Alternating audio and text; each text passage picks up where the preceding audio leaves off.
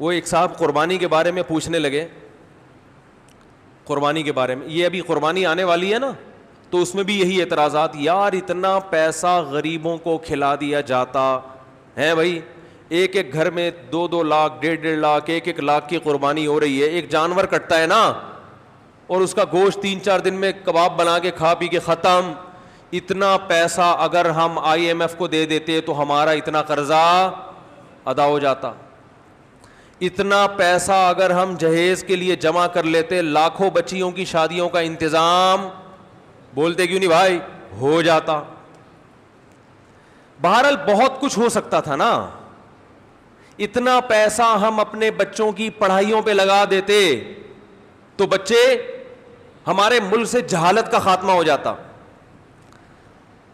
اتنا پیسہ یوں کر دیتے تو یوں ہو جاتا, یوں کر دیتے. اور اگر چلو گوشت ہی میں خرچ کرنا تھا, بھائی علماء کہتے ہیں نا غریبوں کو گوشت کھانے کو مل رہا ہے, تو اتنا پیسہ گوشت خرید کے اسٹاک کر دیتے اور پھر پورے سال آرام سے تقسیم ہوتے. یعنی گورنمنٹ یہ اعلان کرتی بھائی قربانی کی مد میں سب اتنے پیسے جمع کرائیں, 50,000 ہم کرا دیتے, 1 لاکھ رفیع بھائی کرا دیتے, 1.5 لاکھ فلاں کرا دیتا, اور یہ کرا کے گورنمنٹ یا کوئی کمیٹی بن جاتی جو کہتی اب ہم ایک دن میں نہیں بلکہ پورے سال میں ڈیوائڈ کر کے جانور ذبح کر کے غریبوں میں بانٹتے رہیں گے, اس سے غریبوں کو فائدہ زیادہ ہوتا.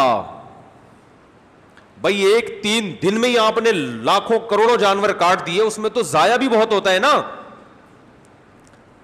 ارے اس کو اسٹور کر کے, بھائی یہ گائے مفتی صاحب کی ہے, یہ گائے فلاں کی ہے, یہ گائے فلاں کی ہے, اب یہ بس اللہ کے نام پہ ہو گئی ہے, اب بوقت ضرورت بقدر ضرورت جب ضرورت ہوگی یہ گائے کٹتی رہے گی, راشن بٹتا رہے گا غریبوں میں. یہ 3 دن کے اندر ہی کیوں,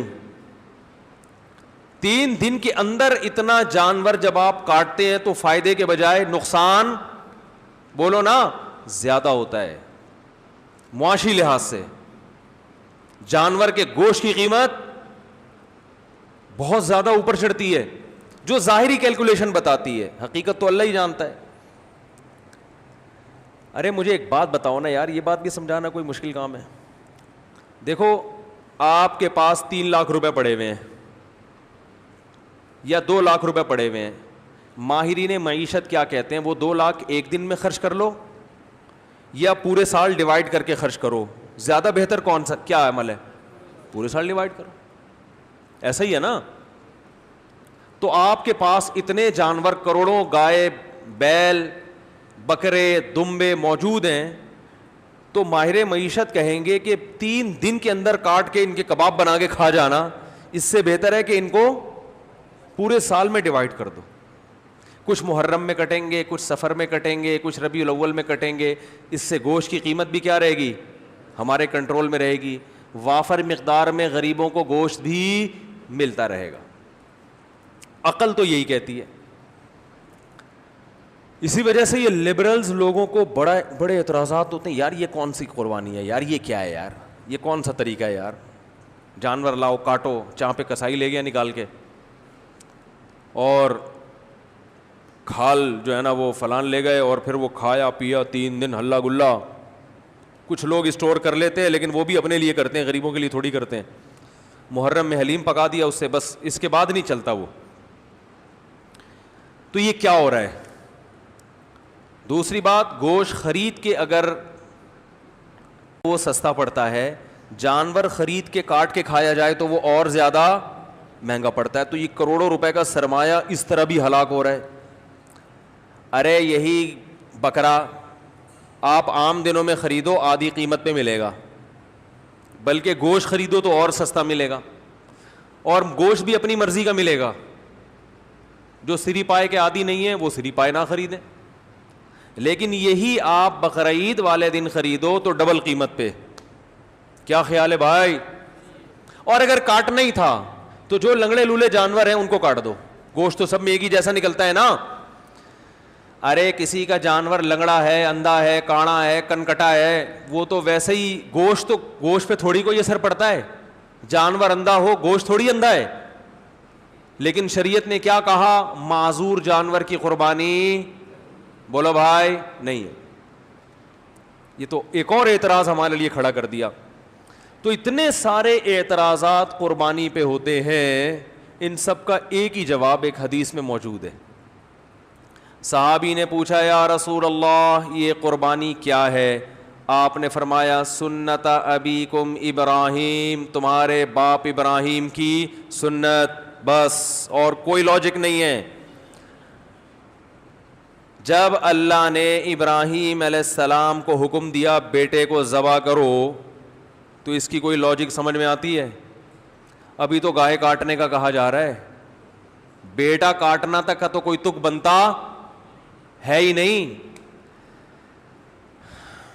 بھائی بیٹے کو کاٹنے کا حکم دیا جائے, یہ کسی لبرل کو آپ سمجھا سکتے اس کی حکمت ہے؟ بھائی اقوام متحدہ کو قائل کر سکتے ہو کہ بیٹا کاٹنا بھی اس کی کوئی تک بنتا ہے اس کا؟ وہ مانیں گے؟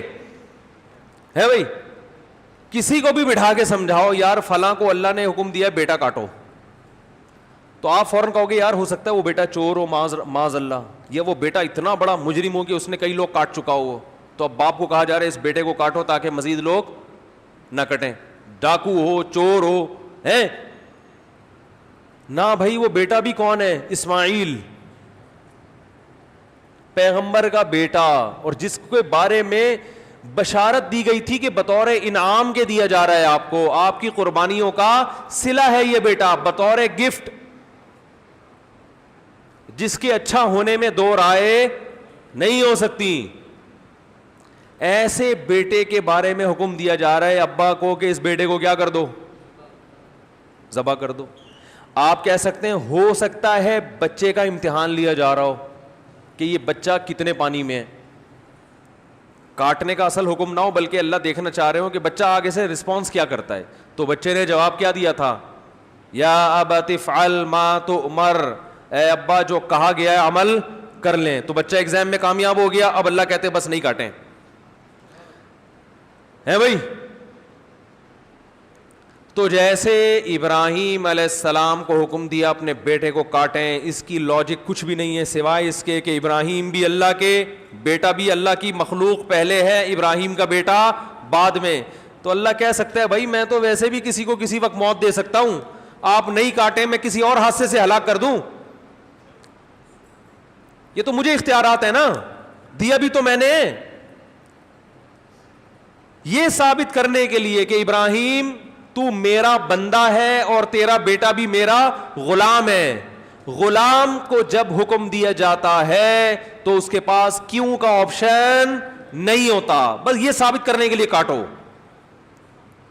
تو ہمیں حکم دیا جا رہا ہے کہ بیٹے مت کاٹو بلکہ بیٹے تو مزید پیدا کرو, نسل بڑھانے کا حکم ہے نا, لیکن بیٹے کے بدلے میں جانور کاٹو. اور اس جانور پہ جو اعتراضات ہوں کہ کیوں کاٹنے کا حکم دیا جا رہا ہے, اتنے پیسے سے غریب کی شادی کرا دیتے. ایک تو غریب کی جب بھی مثال آتی ہے شادی کی آتی ہے بیچارے کی مثال, کیونکہ غریب کے ہر مسئلہ حل ہوتا ہے, شادی نہیں ہوتی بیچارے کی. غریب کو روٹی بھی مل جاتی ہے, لوگ زکوٰۃ فطرہ دے دیتے ہیں غریبوں کو, میں نے دیکھا ہے, بلکہ دیتے ہی غریبوں کو ہیں, تلاش کر کر کے غریبوں کو دیتے ہیں. ہر کام علاج بھی ہو جاتا ہے. غریب کا مسئلہ اٹکتا کہاں ہے؟ رشتہ لینے جائے گا, جتنا بھی ترس آ رہا ہو نا آپ کو, آپ بولے گا بھائی تو یہ 1 لاکھ مزید لے لے, پتلی گلی سے نکل یہاں سے, بیٹی نہیں دوں گا. تو غریب کے سارے مسائل کہاں کے کھڑے ہوتے ہیں. اس لیے میں مثال دیتا ہوں, غریب کی شادی نہیں ہوتی اس کی بیچارے کی, رشتہ نہیں دیتا کوئی, تو غریب بھی نہیں دے رہے ہوتے. کمال کی بات یہ ہے غریب بھی نہیں دے رہے ہوتے اس. تو اس لیے میری زبان سے نکلتا ہی یہی لفظ ہے ہمیشہ. کیا بات کر رہا تھا میں؟ ہاں, تو میں یہ عرض کر رہا تھا کہ لوگ کہہ سکتے تھے کہ یہ جو تم نے 1.5-2 لاکھ کا بیل خریدا ہے, اس سے کسی غریب کی شادی کرا دیتے, یا کھانا کھلا دیتے, یا کسی غریب بچی کو جہیز دے دیتے, یا فلانا کر دیتے, تو ڈمکانا کر دیتے. تو آپ ان سے بولو بھائی جب ابراہیم علیہ السلام کو اللہ نے حکم دیا تھا بیٹے کو ذبح کرو, تو ابراہیم علیہ السلام بھی اس قسم کے اشکال اگر کر لیتے تو وہ اللہ کے خلیل نہ بنتے, وہ معاذ اللہ نقل کفر شیطان کے دوست بن جاتے. تو آپ مجھے بھی شیطان کا دوست بنانے کی کوشش نہ کریں. اللہ نے حکم دیا کہ کاٹو, تو میں کیا کروں گا؟ کاٹوں گا. اور حج میں تو اس سے بھی زیادہ عجیب معاملہ ہوتا ہے. یہاں تو ہم گوشت کھا بھی لیتے ہیں, کھلا بھی دیتے ہیں. مینا میں جو کروڑوں لاکھوں جانور ذبح ہوتے ہیں وہ تو بیچارے اکثر ضائع ہو جاتے ہیں. لیکن عقل پرستوں کو اللہ نے یہاں ایک جواب دیا ہے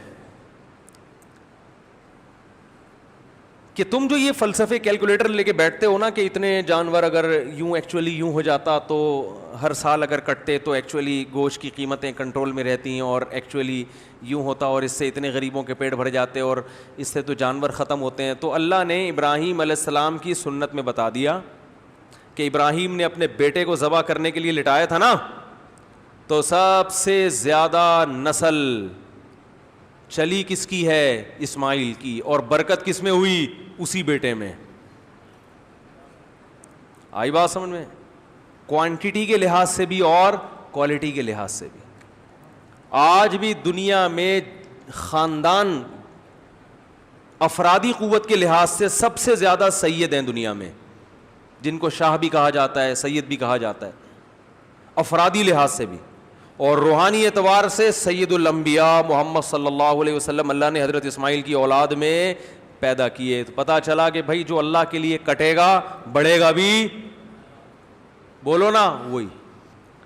تو اسلام یہ بتانا چاہتا ہے کہ میرے بندے بن کے بنو, یہ زمین تمہارے باپ کی نہیں ہے. بس یہ کانسیپٹ ہمارے دل میں ڈالا جا رہا ہے, سمجھ رہے ہو؟ یہ زمین تمہارے باپ کی نہیں ہے, میں نے بنایا ہے, جیسا کہوں گا ویسے انسان کے بچوں کی طرح چلنا پڑے گا. ختم ہو گئی بات.